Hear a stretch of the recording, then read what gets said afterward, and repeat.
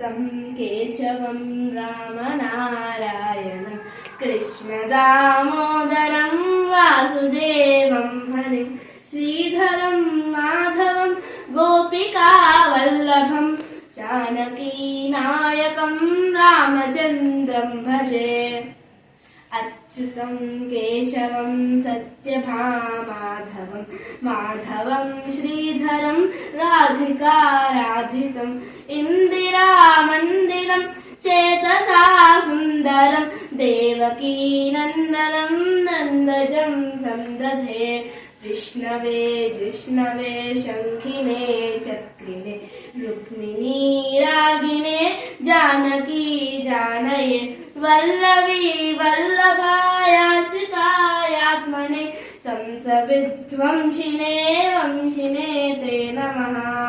कृष्ण गोविन्द हे राम नारायण श्रीपते वासुदेवादित श्रीनिधे अच्युतानन्त हे माधवाधोक्षजा द्वारका नायका द्रौपदी रक्षका राक्षस शोभित सीतया शोभितो दण्डकारण्यभूपुण्यता कारणः लक्ष्मणेनान्वितो वानरैः सेवितो अगस्त्य सम्पूजितो राघव पातु माम्।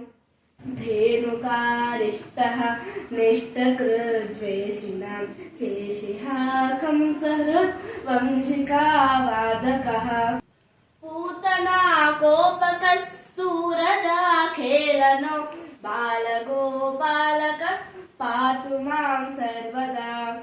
विद्युदुज्योद्धवत् प्रस्फुरद्वाससं प्रावरणं बोधवत् प्रोलसद्विग्रहं वन्यया मालया शोभितोरस्थलं लोहिताङ्घ्रिद्वयं वारिजाक्षं भजे।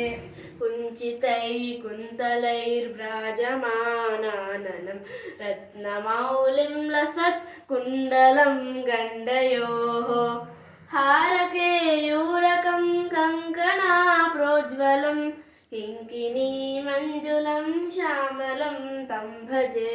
अच्युतस्याष्टकं यः पठेदिष्टदं प्रेमतः प्रत्यहं पूरुषस्तस्पृहम् वृत्ततः सुन्दरं वेद्य विश्वम्भरं तस्य वश्यो हरिर्जायते सत्वरम् तस्य वश्यो हरिर्जायते सत्वरं तस्य वश्यो हरिर्जायते